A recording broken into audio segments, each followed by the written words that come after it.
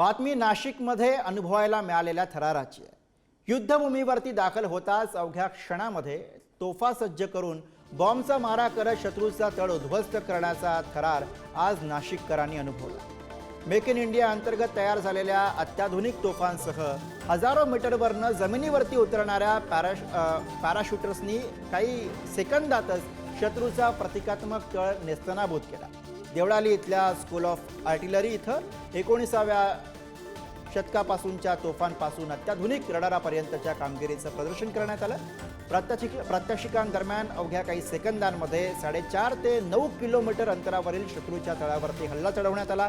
या युद्धजन्य प्रात्यक्षिकांद्वारे तोफखान्याच्या जवानांनी स्वतःला सिद्ध करत संभाव्य काळामध्ये कोणत्याही युद्धाशी मुकाबला करण्यास आधुनिक तोफा घेऊन भारतीय सैन्यदल सज्ज असल्याचा अप्रत्यक्षपणे संदेश दिला।